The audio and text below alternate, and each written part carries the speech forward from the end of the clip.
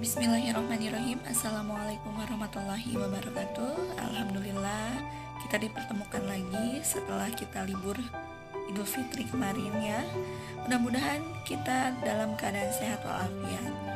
Oke teman-teman semuanya, silakan kalian untuk mengisi daftar hadir terlebih dahulu yang sudah ibu share di Google Classroom kelas kalian masing-masing.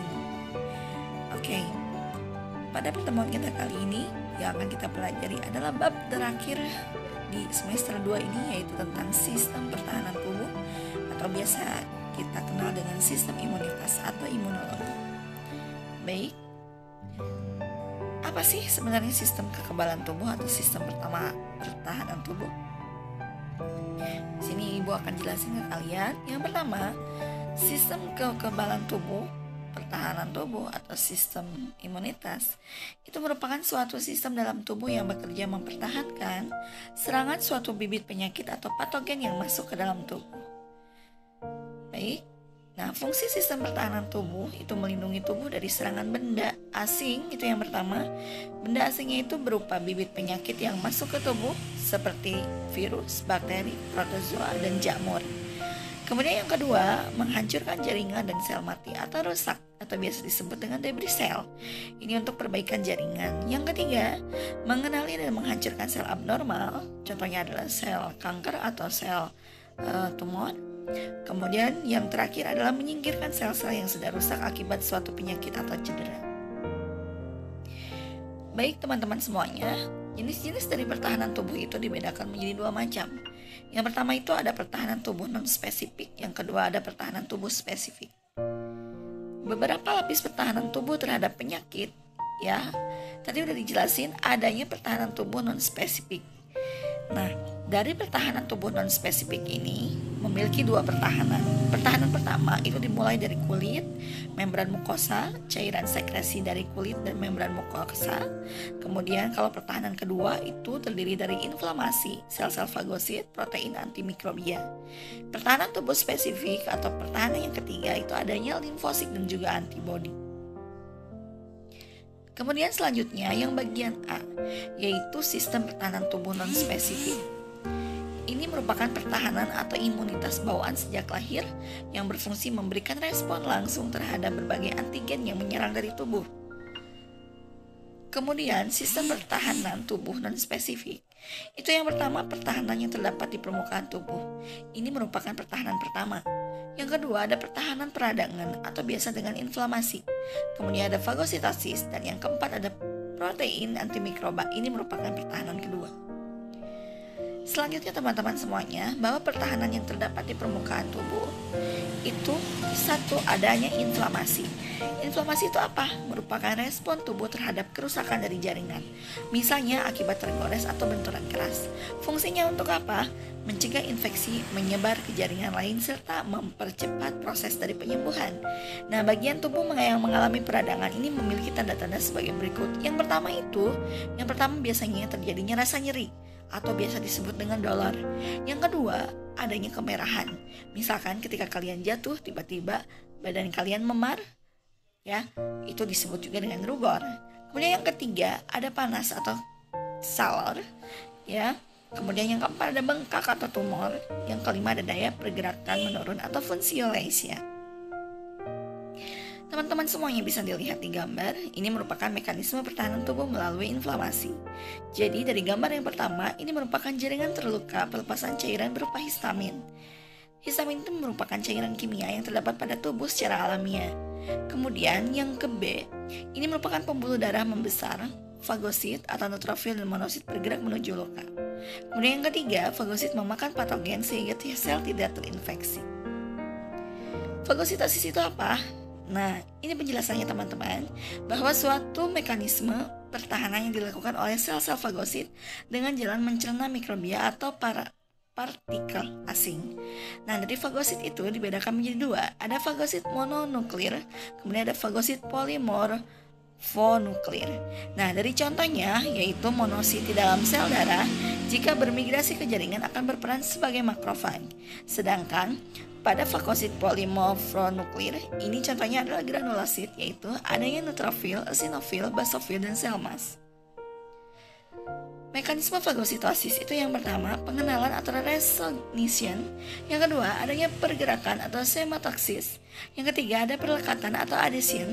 Kemudian yang keempat, ada penelatan atau ingression. Yang kelima, ada pencernaan atau digestion. Dan yang keenam, ada pengeluaran releasing.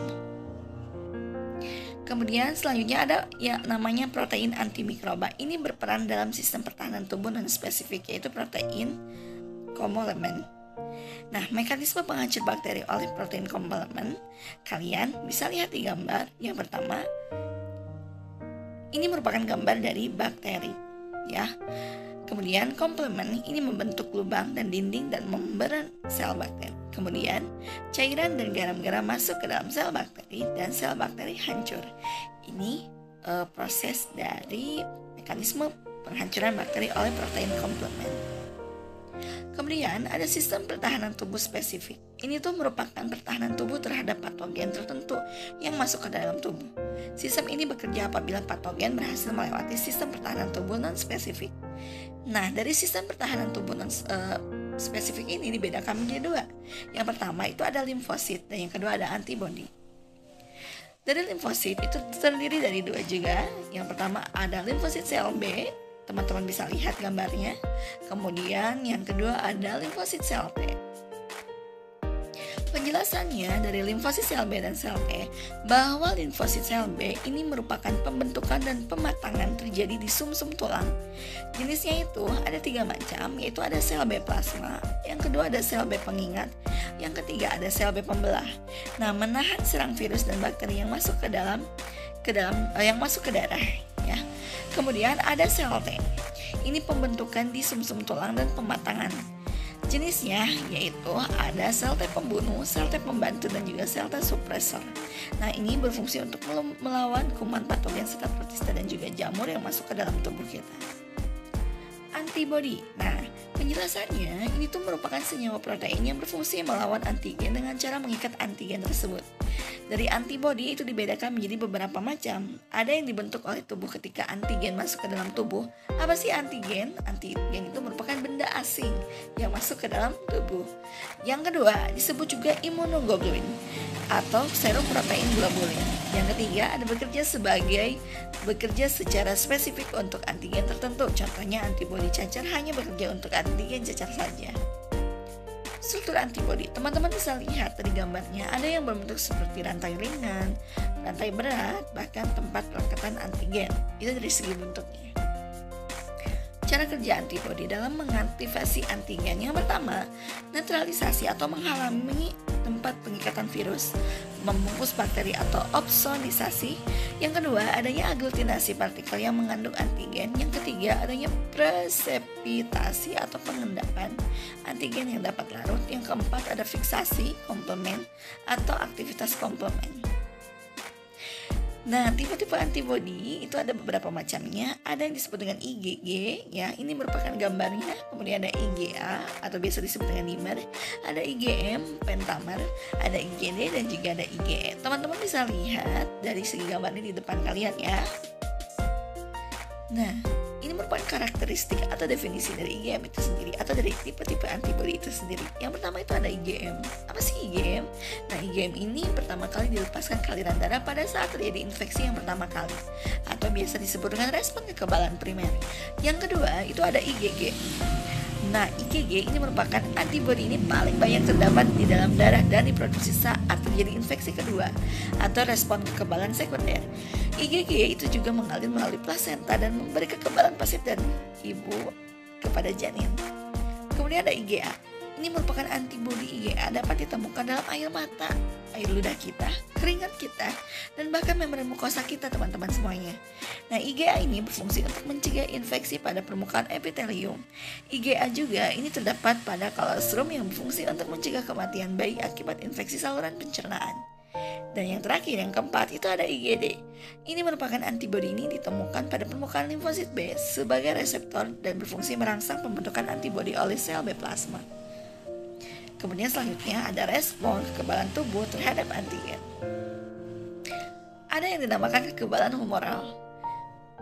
Kita bahas sama-sama teman-teman semuanya bahwa dari kekebalan humoral itu yang pertama melibatkan sel B dan antibodi yang beredar dalam cairan darah dan juga limfa. Yang kedua, ketika suatu antigen masuk ke dalam tubuh untuk pertama kalinya, sel B membelah akan membentuk sel B plasma dan sel B pengingat. Sel B plasma ini menghasilkan antibodi yang berfungsi mengikat antigen atau benda asing yang masuk ke dalam tubuh kita. Ini merupakan grafik perbedaan antara respon kekebalan primer dengan kekebalan sekunder. Selanjutnya, ada yang namanya kekebalan seluler.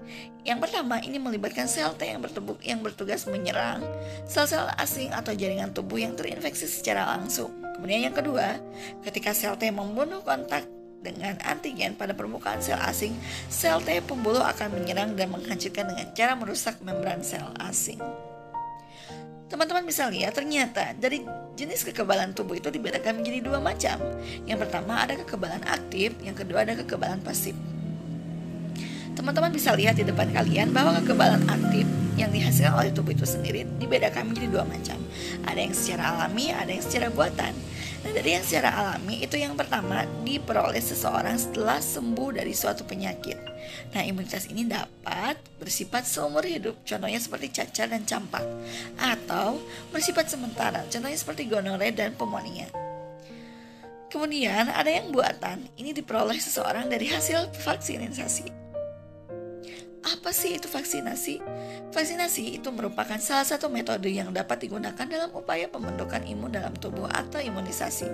Vaksin ini merupakan siapan antigen yang diberikan secara oral, bisa melalui mulut atau melalui suntikan untuk merangsang mekanisme pertahanan tubuh terhadap patogen.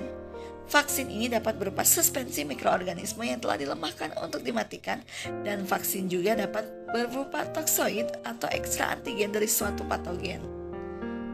Kemudian, vaksin yang telah ditemukan oleh ilmuwan itu yang pertama dari vaksin cacar air. Penemunya itu adalah seorang ilmuwan yang bernama Edward Jenner. Kemudian ada vaksin rabies. Penemunya adalah Louis Pasteur pada tahun 1885. Kemudian ada vaksin polio, yaitu ilmuwan yang bernama Jonas Salk pada tahun 1954. Dan yang terakhir ada vaksin oral, Albert Sabin pada tahun 1992. Jenis-jenis imunisasi yang wajib diberikan kepada bayi. Yang pertama ada imunisasi hepatitis B. Yang kedua ada imunisasi polio. Yang ketiga ada imunisasi BCG. Yang keempat ada imunisasi DPT. Kemudian yang kelima ada imunisasi MR. Nah, ada lanjutannya teman-teman semuanya. Jangan dulu kemana-mana ya.